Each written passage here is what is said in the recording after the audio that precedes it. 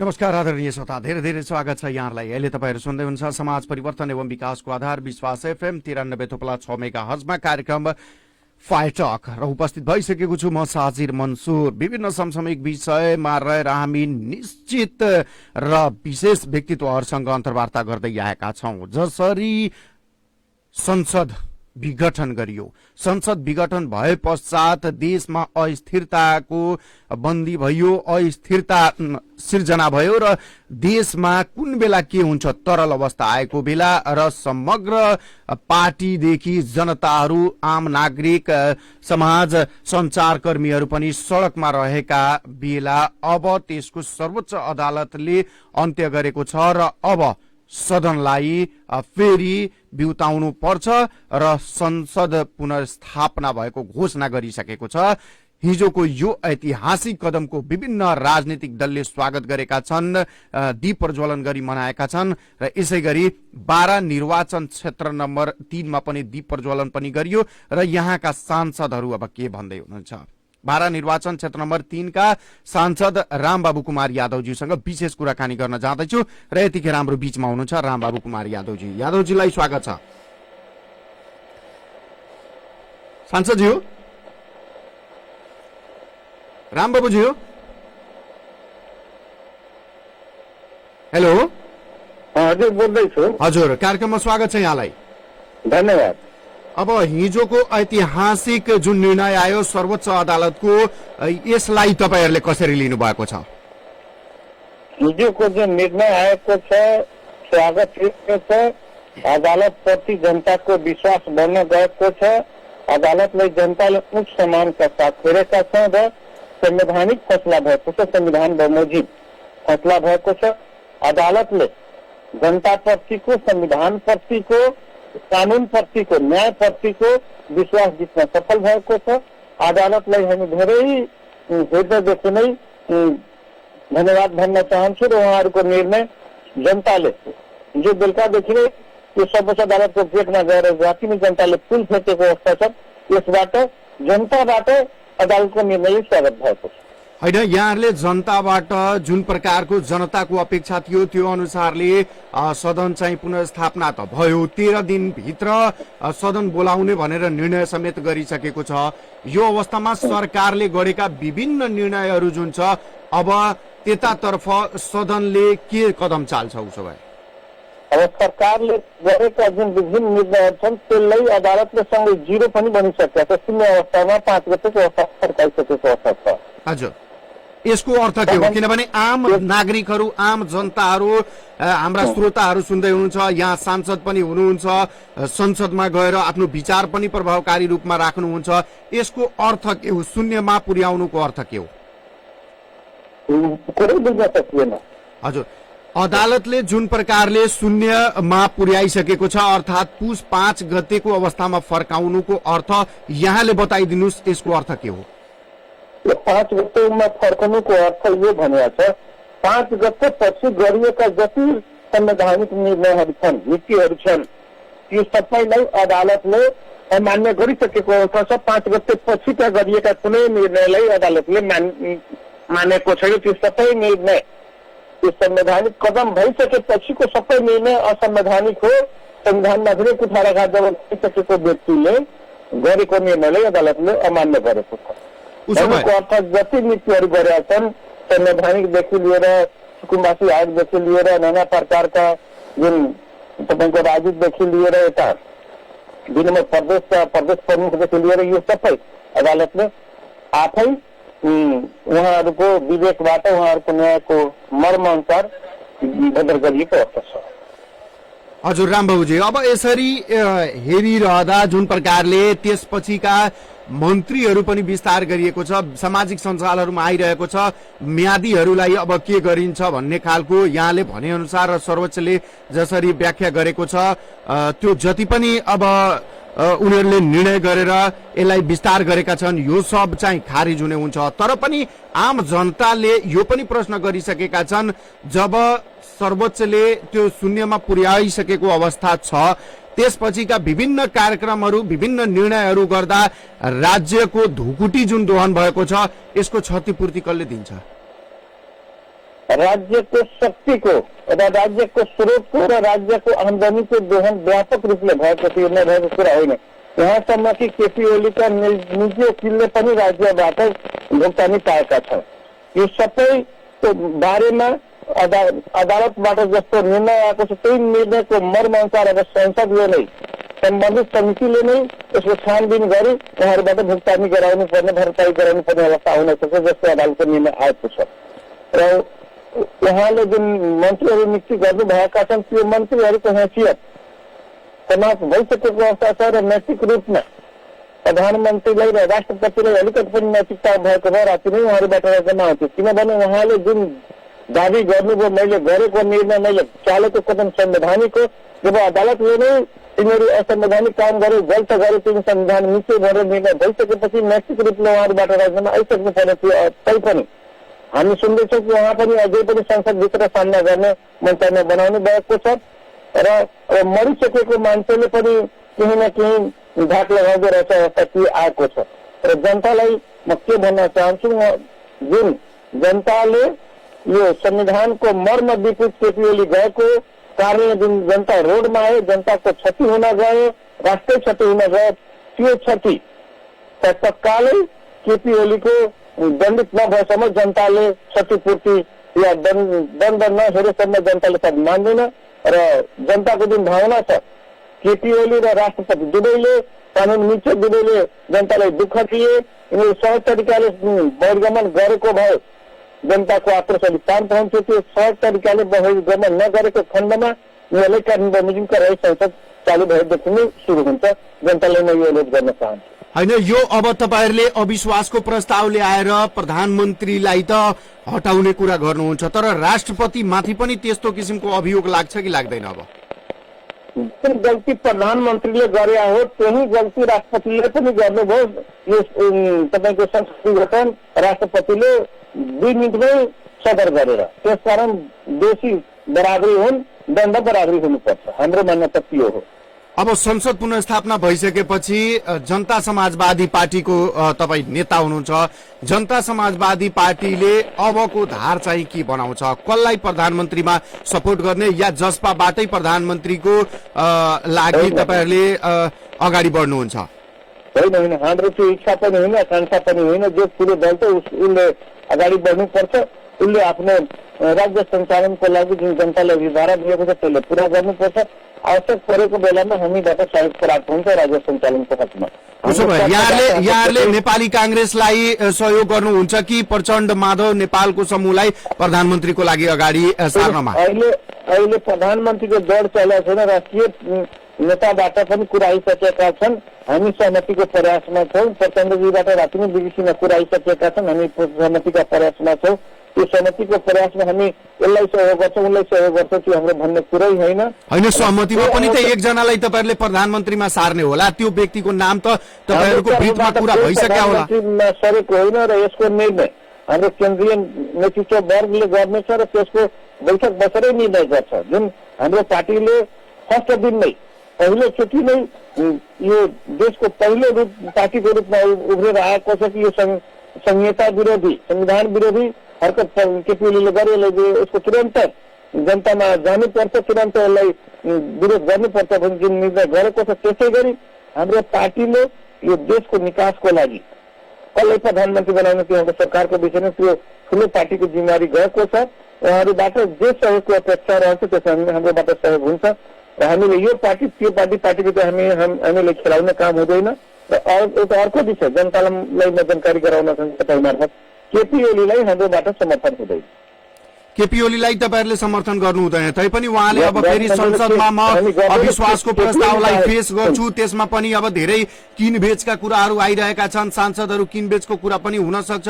यस्तोमा तपाईँहरूबाट पनि अब धेरैजना यो किनबेचमा सहभागी हुन सक्ने आशंका भनेर पनि छ। यो विषयलाई कसरी तपाईँहरू लिनुहुन्छ? अब यो कुरा केपीजी ओलीबाट बारम्बार आइरहेको छ। केपीजीले कसले किन्नको लागि ठिक पार्नु भएको छ, कति पैसा राज्यबाट लुट्नु भएको छ उहाँले क्लियर हो र, तर सहज तरिकाले विगतको ट्रेन्डहरूलाई हेर्ने हो भने नेपालमा सांसदहरू किनेर प्रधानमन्त्री भएको पनि धेरै उदाहरणहरू छन्। यसलाई फेरि निरन्तरता दिन सकिन्छ जस्तो छ नि? चलन त उहाँले नै चलाएको हो। उहाँले थाहा होला केपीजीलाई कसलाई उहाँ किन्न ठिक पार्नु भएको, अहिलेसम्म राजीनामा दिनुभएको छैन। संसदभित्र सामना गर्छु कति सांसद किन्नलाई उहाँले पैसा पोको पारिराख्नु भएको छ, यो कुरा उहाँसँग सोद्धा हुन्छ। तर मलाई लाग्छ उहाँले सहज तरिकाले बहिर्गमन स्वीकार्नु भएन भने उहाँको जनताले जुन सोचेको छ त्यतिसम्म उहाँ दण्डित हुनुहुन्छ र कुनै संसद किन्नेको अवस्था आउँदैन। अब उसो भए सहज तरिकाले अर्को सरकार बन्छ, त्यो धेरै सहमतिको धेरै बहुमतको सरकार बन्छ। सरकारको विकल्प छैन भन्ने त्यो अवस्था छैन। केपी ओलीजीको विकल्पमा जनता गइसकेको छ र जनताबाट चुनिएका प्रतिनिधिले केपी ओलीको विपक्षमा सहज तरिकाले सरकार बनाउँछ। रामबाबुजी, यहाँले अब यसरी हेर्ने हो भने प्रदेश 2 मा पनि धेरै राजनीतिक उथलपुथल भएको छ। प्रदेश 2 को प्रदेश प्रमुखलाई पनि परिवर्तन गरियो, राजेश हिराजलाई ल्याएर राखिएको छ। अब यसले प्रदेश 2 को पनि राजनीतिमा भनौं धेरै उतार चढाव र यहाँको जसपाको नेतृत्वमा जुन प्रकारको यहाँ मुख्यमन्त्री र यहाँको सरकार छ प्रदेश 2 को, यसमा पनि धेरै असर पर्ने भनेर आम जनताले बुझिरहँदा यो विषयमा तपाईहरू सदनको हिसाबले पनि कसरी अगाडि बढ्नुहुन्छ? अब केपीजीले जुन दिनदेखि संसद विघटन गर्नुभयो त्यही दिनदेखि घुर्की धाका गाउँदै हिँड्नु भएको थियो। यो प्रदेश सरकार पनि विघटन गर्छु, आवश्यक परेको बेलामा स्थानीय तह पनि विघटन गर्छु, त्यो घुर्की उहाँको समाप्त भइसक्यो। उहाँले दाउ रच्नु भएको थियो। यहाँको प्रदेश प्रमुख पन्जियारजीलाई फेरेर, एउटा दलितलाई फेरेर, एउटा पाखो उमरका व्यक्तिलाई फेरेर आफ्नो पक्षमा संहितालाई समाप्त पार्ने, संहिताकै विरोध गर्ने, संहिताको विरोधीको सेनाको रूपमा उहाँको गुटमा उभिएका मान्छेलाई ल्याएर प्रदेश प्रमुखको नियुक्ति गर्नुभयो। उहाँ आफू त पर्नुभयो, अरूलाई पनि पार्नुभयो। उहाँको छरछिमेकमा जो संगतमा छ त्यो सबैले पार्नुभयो धरापमा। अब यसपछिको 2 नम्बरको प्रदेश सरकारमा कुनै हेरफेर, कुनै समस्या आउँदैन। हाम्रो बहुमतको सरकार छ, हाम्रो सरकार सहज तरिकाले बढ्छ। अब केपीजीका पक्षका प्रदेश सरकारहरू फेरि चाहिँ यो कुरा क्लियर छ, यसमा कहीँ शंका छैन। अब वैशाख 17 गते जुन किसिमले 17 र 27 गतेको निर्वाचनको डेट थियो, निर्वाचन आयोग पनि धेरै अगाडि बढिसकेको थियो। अब सर्वोच्चले पुस 5 गतेकै स्थानमा लगेर जब उभ्याइदियो, यो अवस्थामा अब निर्वाचन त नहुने भयो। निर्वाचनको डेट अब संविधान त तपाईहरू निर्वाचित भएको अब बेलादेखि अब त्यो काउन्ट गरेरै हुन्छ त्यो समयमा। तर यी तमाम विषयमा जुन प्रकारले तयारीहरू थालिएको थियो, जनताहरूमा पनि जुन प्रकारको अविश्वास, अब धेरै जनाको चुनाव हुन्छ कि हुँदैन यो विषयमा पनि कुराहरू भइरहेको छ। अहिले पनि अब धेरैले अब त हुँदैन भनेर जुन खालको कुरा थियो, यसलाई अब यहाँ सांसद भएको हिसाबले ती जनताहरूलाई अब के भन्नुहुन्छ? अब जनतालाई म क्लियर के भन्न चाहन्छु, त्यो चुनाव सपना मात्रै थियो, केपीजीको हावा मात्रै थियो। केपीजीको हावा त्यो सक्यो, चुनावको पुरै कोर्स सक्यो। अब नियमित चुनाव हुन्छ, जुन चुनावको समय पुग्छ, अधिक चुनाव हुन्छ, कहीँ दयामाया समय एक दिन पनि चलमाट हुँदैन। अब जनतालाई म के भन्न चाहन्छु, अब स्थानीय चुनावको तयारी गर्दा उहाँलाई हुन्छ। संसदीय चुनाव आफ्नो समयमा हुन्छ, स्थानीय चुनाव समयमा हुन्छ। कहीँ देशभित्र जो राजनीतिक सङ्कट थियो, संविधानमाथि प्रहार थियो, देशकै चलिराखेको सिस्टम, अब गुडिराखेको गाडीलाई जुन उहाँले खतरामा पार्नु भएको थियो, बीच बाटोमै रोकेर सबै एक्सिडेन्ट गर्ने जुन कुरा गर्नुभएको थियो, प्रदेश एक्सिडेन्ट गरिदिने, स्थानीय एक्सिडेन्ट गरिदिने, त्यो सबै एक्सिडेन्ट गरेर गयो। केपीजीको बीच बाटोमा हाइवेमा जुन गाडी रोकेर जनता मार्ने काम गर्नुभएको थियो, त्यो गाडी नै सर्वोच्चले जैकिङ गरेर ह्याकिङ गरेर हटाइसकेको अवस्था छ। कुनै चुनाव अहिले छैन। चुनाव जुन समयमा 5 वर्ष पुगिरहेको छ, त्यो 5 वर्षमै चुनाव हुन्छ, जनता यसमा ढुक्क हुन्छ। अनि तैपनि जुन प्रकारले यो सुकुम्बासीहरूको लागि आयोगहरू खुलेको छ, उहाँहरूलाई धेरैजनालाई घर छैन, जग्गा छैन, उहाँहरूको लागि त्यो राम्रै काम भएको भनेर पनि भनिरहेका छन्। तर पनि तपाईँहरूले अब यो सब खारिज भइसकेपछि केपीजीले जति राम्रो काम गरे पनि प्रक्रिया राम्रो भएन, विधि सम्मत संविधान सम्मत राम्रो भएन। यो आउने सरकारले सुकुम्बासीलाई घर दिँदैन, जग्गा दिँदैन, त्यो कुरा कहाँबाट आयो? अब आउने सरकारले यही संसदको पालामा सुकुम्बासी विधेयक पास भएको हो। यो सुकुम्बासी विधेयक पास गर्दाखेरि हामी संसदमै थियौँ। यो जुन सरकारका विपक्षमा लागेका छौँ सबै सांसद, त्यसले नै यो सुकुम्बासी विधेयक पास गरेको छ। र त्यो अब यसपछिको बन्ने सरकारले फास्ट गतिमा उहाँले जुन यो सुकुम्बासीको हावा हेराउँदै शक्तिको दुरुपयोग गर्दै मेरो जुलुसमा हिँडेर मेरो कार्यक्रममा सहभागी हो भनेर जुन उहाँहरूले प्रयोग गर्नुभएको थियो त्यो प्रयोग हट्न गएको छ। अब शुद्ध रूपले निमुखा सुकुम्बासीलाई जग्गा पाउँछ यसमा कुनै शङ्का छैन र यो प्रक्रिया पनि फास्ट हुन्छ। उहाँले जुन बार्गेनिङको कुरा राख्नु भएको थियो मेरो पार्टीमा हिँड मेरो पछि लाग अनि जग्गा दिउँला त्यो सबै कोषहरू नै खत्तम भएको छ। त्यसकारण जनताले म के भन्न चाहन्छु, हामीहरूले संसदबाट सुकुम्बासी ऐन पास गरेको कारणले नै यो सुकुम्बासी बनेको थियो। त्यो कुनै कारणमा बनेको थियो? अहिले त्यो ऐनलाई टेकेर आफ्नो खल्तीका मान्छे आफ्नो खल्तीको व्यक्तिलाई जग्गा दिने उद्देश्यका साथ बनेका थियो। अब आउने सुरु हुने अधिवेशनबाट नयाँ बन्ने सरकारले सुकुम्बासी ऐनलाई टेकेर नयाँ सुकुम्बासी समिति बनाउँछ। त्यसले शुद्ध रूपले निमुखा गरिब जग्गाहीन भूमिहीनलाई जग्गा दिन्छ। कहीँ यसमा शङ्का गर्नुपर्ने ठाउँ छैन। यो सरकार परिवर्तन हुँदैमा यो सुकुम्बासी ऐन यो सरकारले गरेका निर्णयहरू खारिज हुँदैमा देश नै ब्रेक हुँदैन। त्यो अवस्था चाहिँ देश फास्ट गतिमा हिँड्छ। वास्तविक पीडित पहिचान गरेर काम गरिन्छ, त्यसमा शङ्का गर्नुपर्ने ठाउँ छैन। जनताले म यो अनुरोध गर्न चाहन्छु। उसो भए अब नेपाली जनताले जुन प्रकारले अहिले भनिरहेका थिए अस्थिरताको बन्दी बन्यो, देशमा तरल अवस्था छ, यो प्रकारले अब उनीहरूले बुझाइ गरिरहँदा तपाईहरूले सदन 13 दिनभित्र तपाईँहरूको सदन सुचारू हुन्छ।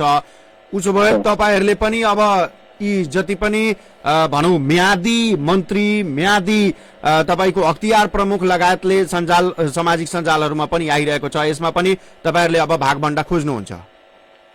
सुन्नुहोस्, भागभण्डा हामीले कहिले पनि खोज्या होइन। हामीले के खोज्या हो? राष्ट्रको लागि काम गरिदिने, राष्ट्रको लागि अबल व्यक्ति हामीले खोज्या हो। कुनै दिन हामीलाई यो भाग दे, यो भागमा म डोल ल्याएर राख्छु, मेरो पुत्री ल्याएर राख्छु, मेरो गुलामी गर्ने व्यक्ति ल्याएर राख्छु, त्यो अहिलेसम्म हामी कल्पना पनि गरेका छैनौँ र त्यसकै विरोधमा हामी लागेका छौँ। हामी के खोज्या छौँ? राष्ट्रको लागि काम गरिदिने, व्यक्तिको लागि होइन, राष्ट्रको लागि काम गरिदिने व्यक्ति जो व्यक्ति छान, त्यसमा हाम्रो सब समर्थन रहन्छ। र अहिलेसम्म उहाँहरूको चलिराखेको भागभण्डालाई हामी तोड्ने प्रयासमा छौँ र जनतालाई अनुरोध छ कि हामी प्रति शङ्का नगर्दा हुन्छ, उहाँहरूले घटाउँदा हुन्छ। तपाईँहरू अबल व्यक्ति छानिदिनुहोस्, कोटा नछानिदिनुहोस्, भागभण्डा नछानिदिनुहोस्। यो जुन पार्टीले जुन प्रवृत्तिले पहिला काम गरेको छ त्यो प्रवृत्तिसँग हामी पनि लड्दैछौँ। जनताको आवाज, तपाईँहरूको आवाज त्यो व्यक्तिको त्यो पार्टीको अगाडि गइदियोस्, त्यो व्यक्ति अलिकति लज्जित होस्, पूर्व गरेका गतिविधिहरू नजोडोस्। अहिले जुन अवस्थामा जनताहरू रोडमा आएका थिए, आन्दोलन गरेका थिए, त्यो जनताको समान होस्। जनता के को लागि गएका थिए? यो राज्यमा भइरहेका अन्यायको विरुद्धमा गएका थिए। फेरि आउने सरकारले बन्ने सरकारले त्यसै गरी काम गर्छ भने जनताप्रतिको माया कतिको यो देशप्रति यो नेताप्रति रहन्छ, पार्टीप्रति रहन्छ। त्यसकारण हामीले जनताको भरोसा र विश्वास जित्नको लागि जुन एउटा संविधानमा कुठाराघाट हुँदाखेरि पुरै कानुन व्यवसायदेखि नागरिक समाज जनता रोडमा आयो, त्यसै गरी अबको बन्ने सरकारले त्यसको गतिविधिबाट जनता रोडमा नआओस्, जनता त्यसको विरुद्धमा नजाओस्, जनता घरबाटै आफ्नै काममा लागेर जनताले हृदयदेखि नै स्वागत गरोस्। यो अवस्थाको हामी सृजना गर्छौँ। त्यसमा हामी हाम्रो अनुरोध रहन्छ। हाम्रो त अहिलेसम्म तेस्रो पार्टी कोही कुनै चौथो पार्टी बन्छ त्यो पनि हामीले थाहा छैन। केपीजीको पार्टी फुटेर चौथो बन्छ कि हामी त्यसरै रहन्छौँ कि केपीजीलाई निकाला गरिन्छ, त्यो अवस्था क्लियर भएन। त्यसकारण हाम्रो जुन भूमिका जनताले दिएको छ, जुन हामीलाई म्यान्डेट दिएको छ, जुन शक्ति दिएको छ, त्यो शक्ति अनुसार जनताको पक्षमा हामी सङ्घर्ष छौँ र त्यसमा विश्वास दिलाउन चाहन्छौँ। कहीँ हामी तलमाथि गर्दैनौँ, हामी विश्वासका साथ अगाडि बढ्छौँ। जसपालाई प्रधानमन्त्री दिने भनेर यदि तपाईँहरूमा सहमति भयो भने पूर्व प्रधानमन्त्री तपाईँहरूको पार्टीका अध्यक्ष बाबुराम भट्टराईलाई तपाईँहरू अगाडि सार्नुहुन्छ कि उपेन्द्र यादवलाई? अहिलेसम्म हाम्रो पार्टीको कुनै पनि शीर्ष नेताले हामी प्रधानमन्त्री बन्छौँ भनेर कल्पना गर्नुभएको छैन, विश्वासै गर्नुभएको छैन। म बाबुरामजीसँग उपेन्द्रजीसँग सँगै हुँदाखेरि धेरैचोटि उहाँले के भन्नुभएको छ, जनताले जसले म्यान्डेट दिएको छ त्यो काम गर्नुपर्छ। हाम्रो जुन हैसियत हो, जनताले जुन हामीलाई म्यान्डेट दिएको छ त्यो हामी खबरदारी गर्नुपर्छ। सदनले यदि तपाईँहरूलाई पत्यायो, सदनले तपाईँहरूलाई अगाडि जसपाले ल अब नेतृत्व गरिदियोस्, हामी सहयोग गर्छौँ भनेर भन्यो भने तपाईँहरू कसलाई सार्ने? अब त्यो त राष्ट्रिय पार्टीको राष्ट्रिय निर्णयको कुरा हो, त्यसमा मैले अहिले बोलिराख्नु पर्ने स्थिति आएन। हस् त रामबाबुजी, यहाँले आफ्नो अमूल्य समय दिनुभयो, यहाँलाई धेरै धेरै धन्यवाद। एकछिन। हेलो हजुर हजुर। सबभन्दा अब लास्टमा यो पहिला नै तपाईँ प्रश्न अर्कै भन्नुभयो जुन यो आन्दोलनमा यो संविधानको विरुद्धमा जुन सोफुर्त जनता नागरिक समाज जुन यो देशको लागि चिन्ता गर्ने नागरिक समाज पत्रकार कानुन व्यवसायी सबैले जुन आफ्नो तर्फबाट परिश्रम गरी वकिल पेसाकर्मी स्वास्थ्यकर्मी पुरै देश नै जुन यो मर्मका साथ भावनाका साथ अगाडि बढे यो संविधानको रक्षाको लागि संवैधानिक तपाईको यो हैसियत देशमा कायम हो संविधान नमरोस् संविधान चलोस् जुन उद्देश्यका साथ उहाँहरू लागे यो आन्दोलनमा उहाँहरू हुम्नु भयो उहाँहरूलाई म हृदयदेखि नै धन्यवाद दिन चाहन्छु उहाँहरूको कदमको स्वागत गर्न चाहन्छु र जुन जनताको विश्वास जित्न अदालत सफल हो त्यसलाई पनि हृदयदेखि स्वागत गर्न चाहन्छु उहाँहरूलाई धन्यवाद दिन चाहन्छु र यस्तै गरी जनताबाट खबरदारी गो सरकारको काममा भने कुनै पनि सरकारले जनताको मर्म र भावना भन्दा तलमाथि जान सक्दैन त्यसकारण जनता नै सर्वोपरि हो जनताले बेला बखत उठ्दियो भने कुनै पनि अहंकारी शक्ति कुनै पनि निर्वाचित तनासा निर्वाचित तपाईको यो शक्तिशाली जुन आफूलाई भन्ने रावण जस्तै अहंकार देखाउने कुनै पनि व्यक्ति कुनै पनि शक्ति देशभित्र टिक्न सक्दैन त्यसकारण जनतालाई मैले धन्यवादको साथ नमस्कार गर्न चाहन्छु कानुन व्यवसायी नागरिक समाज पत्रकार बुद्धिजीवी पेसाकर्मी सबैलाई हृदयदेखि नै धन्यवाद दिँदै उहाँहरूमा यो सन्देश पुगोस् भन्ने तपाईँको तपाईँले पनि धन्यवाद दिन चाहन्छु। हस्त धन्यवाद आदरणीय श्रोता उहाँ हुनुहुन्थ्यो बारा निर्वाचन क्षेत्र नम्बर 3 का सांसद रामबाबु कुमार यादव उहाँसँग विशेष कुराकानी गर्यौं। हिजो सर्वोच्चले संसद पुनर्स्थापना गर्ने निर्णय गरेको छ र त्यो विषयमा अब सांसदहरूको विचार के छ राष्ट्रिय राजनीति कसरी अगाडि बढ्छ सदन कहिलेबाट शुरू हुन्छ 13 दिनभित्र सदन बोलाउन भनेर सर्वोच्चले आदेश दिइसकेको अवस्था छ र यो विषयमा हामीले कुराकानी गरिरहेका थियौं। ओलीलाई दुईटा विकल्प अब अगाडि सारेका छन् नेताहरूले बालकोटमा आराम गर्ने कि गुट चलाउने भनेर। यतिखेर हाम्रो बीचमा हुनुहुन्छ नेकपा बाराका प्रभावशाली नेता हसन जान अन्सारी उहाँसँग पनि कुराकानी गर्न जाँदैछु। हसन जानजी कार्यक्रममा स्वागत छ। हेलो हसन जानजी कार्यक्रममा स्वागत छ यहाँलाई। ल धन्यवाद छ तपाईलाई पनि अब तपाईको होल टिमलाई पनि। हजुर अब नेकपा बाराको तपाई प्रभावशाली नेता हुनुहुन्छ मुस्लिम संगठनले हिजो विरोध गर्ने कार्यक्रम गर्यो विरोधका बीच तपाईहरुलाई यो एउटा सुखद समाचार पनि सर्वोच्चले हिजै दियो तपाईहरु लकी हुनुहुँदो रहेछ तपाईहरुले हामी लकी छौं हामी मुस्लिम संगठनको विरोध र्याली निकाल्ने बित्तिकै भनौं त्यो दिन फलिफाप भयो र सर्वोच्चले निर्णय पनि तपाईहरुको पक्षमा दियो।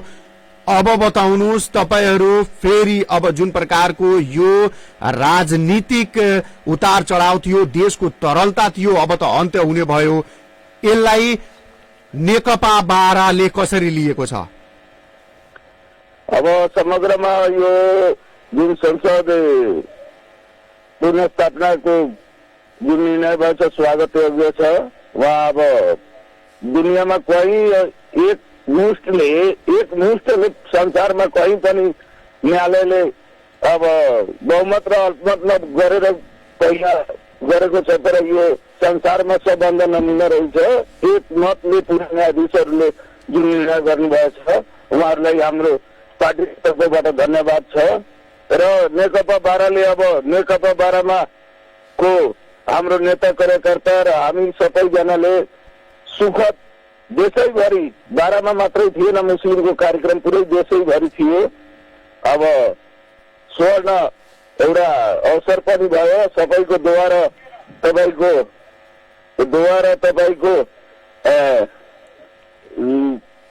सबैको शुभकामनाले यो पक्कै पनि सर्वोच्चले एउटा राम्रो निर्णय दियो र सर्वोच्च माथिको सबैको भरोसा आस्था कायम रह्यो भनेर आम नागरिकहरूले बुझाइराखेका छन्। अब तपाईँ भन्नुहोस् नेकपा बारा जुन प्रकारले तपाईहरूमा पनि अब ओली समूह प्रचण्ड माधव समूह छ यो हिसाबले अब तपाईहरूले अगाडि बढ्नुहुन्छ कि अब फेरि तपाईहरू मिल्नेतिर जानुहुन्छ? हामी त अब जुन जिम्मेवार साथीहरू छन् सबै अब अवसरवादीहरू नेताहरू जुन छ उनीहरूलाई कारबाही गरेर हामी अगाडि बढ्छौँ होइन। अब हाम्रो पार्टीमा संगठनमा अब नेकपा भनेको त हाम्रो हामी नेकपा पार्टी हामी नै हौ भनेर हामी बारम्बार भर्न परि यसमा अवसरवादीहरू जुन नेताहरू थियो त्यो अवसरवादीहरूको त कारवाही हुन्छ, पार्टीले कारवाही गरेर नि छाड्छ। अब कार्यकर्ता त दोषी छैन, तर नेता छन् नि। होइन, नेता त छन्, नेता एकै दिनमा यता एकै दिनमा उता गएर आफ्नो पदको लागि उनीहरू गइरहेका छन्। तर तपाईँहरू आफ्नो स्थानमा हुनुहुन्छ, तपाईँहरूले त्यस्तो स्वार्थमा लाग्नु भएन। अब बताउनुहोस्, यो परिस्थितिलाई हेरेर आउने जति पनि अब भनौँ नयाँ युवा नेताहरू छन् या उनीहरूलाई त धेरै असर परेको छ। अब तपाईँकै नेता भनौँ तत्कालीन माओवादीबाट ओली गुटमा पनि गएका छन्, उनीहरूलाई तपाईँहरूले फेरि सहज नै स्वीकार्नुहुन्छ कि यो अवस्थामा के गर्नुहुन्छ तपाईँहरू? सहजै त स्वीकारिँदैन। अब पार्टीले के निर्णय कारवाही गरेर साधारण खारिज, जब केपीजीलाई नै पार्टीले साधारण सदस्यबाट खारिज गरिसकेको छ, त्यसमा उहाँसँग सती जानेहरूलाई जब के हुन्छ भन्ने कुरा अब पार्टीले निर्णय गर्छ। पार्टीका हाम्रा अब सर्वे अध्यक्ष हुनुहुन्छ, अब थाई कमिटीले बसेर निर्णय गर्ने कुरो हो। हामीले त यही भन्छौँ कि अब जसले गलत गरेछ उसको अब गलत परिणाम आउँछ। हसनजानजी, अब मानव पार्टीमा तपाईँहरूको फेरि, किनभने वामदेव गुट एउटा यस्तो बीचधारमा छ, उसले अब दुवैलाई मिलाउँछु भनेर भनिरहँदा तपाईँहरूका नेताहरू कहीँ गएर मिल्न गयो भने तपाईँहरू त्यहीसँगै सती जानुहुन्छ कि नै? अब अङ्ग्रेजीको कुरा भारत भएछ पहिला पनि तपाईँलाई थाहा होला, हामी पनि त्यो पनि। हसनजानजी, तपाईँको आवाज कटेर आइरहेको छ। भारत जुन आएको छ इन्डियामा, त्यसमा पनि रोलहरूको कस्तो त्यो किसिमको हाम्रो वामदेवजीले रोल गर्नुभएछ। अब तपाईँको सप्रुको रोल उहाँ हसनजान अन्सारीसँग कुराकानी गरिरहेका थियौं र हामी फेरि पनि उहाँलाई जोड्ने प्रयास गरिरहेका छौं। र आदरणीय श्रोता, संसद विघटन गर्ने जुन पुस 5 गतेको असंवैधानिक अलोकतान्त्रिक कदम थियो, यसका बारेमा सर्वोच्च अदालतले हिजो निर्णय दिएको छ र सर्वोच्च अदालतले त्यसलाई बदर गरेको छ। अर्थात पुस 5 गतेकै अवस्थामा फर्काएको छ सर्वोच्च अदालतले र कुनै पनि त्यसपछिका निर्णयहरू जुन छन् ती निर्णयहरूलाई कार्यान्वयन नगराउनु र 13 दिनभित्र संसदलाई फेरि पनि बोलाउनु र संसद सुचारू हुने भनेर खबर आएको पछि तमाम जति पनि राजनीतिक दलहरू छन् उनीहरूले खुशियाली मनाएका छन्, दीप प्रज्वलन गरेका छन् र यसरी दीप प्रज्वलन र खुशियाली मनाइरहँदा अब देशमा कसरी स्थिरता छाउँछ, कसरी देश अगाडि बढ्छ, राजनीतिक स्थिरता हुनु पर्यो, देशमा विकास हुनु पर्यो, सुशासन हुनु पर्यो, सबैले रोजगारीको अवस्था सिर्जना हुनु पर्यो र सबैले रोजगारी पाउनु पर्यो, स्वच्छ शान्त वातावरणमा सबैले श्वास फेर्न पाउनु पर्यो भनेर आम जनताले, नागरिक समाजले, पत्रकारले, बुद्धिजीवीले माग गरिरहेको अवस्थामा अब जुन प्रकारले सर्वोच्चका न्यायाधीशहरूले हिजो निर्णय गरेका छन्, चौतर्फी स्वागत भइरहेको छ र तमाम त्यस्ता ती संविधानलाई अन्तिम व्याख्याताको रूपमा मानिएको सर्वोच्च अदालतको यो निर्णयले समग्र नेपालीको शिर ठाडो पारेको छ र ती तमाम 5 जना प्रधान न्यायाधीश चोलेन्द्र शमशेर जबरा, न्यायाधीश विश्वम्बर श्रेष्ठ, न्यायाधीश अनिल सिन्हा, न्यायाधीश सपना प्रधान मल्ल र न्यायाधीश तेज बहादुर केसीज्यूलाई हामी सम्पूर्ण विश्वास एफएमको तर्फबाट पनि एकचोटि सलाम गर्न चाहन्छौ र भोलि फेरि यही समयमा फरक विषय लिएर उपस्थित हुनेछु। तबसम्मको लागि विश्वास एफएम सुन्दै गर्नुहोला। अहिलेको लागि म साजिर मन्सुर बिदा हुन्छु। सुन्दै गर्नुहोला विश्वास एफएम 93.6 मेगाहर्ज। नमस्कार, शुभ दिन।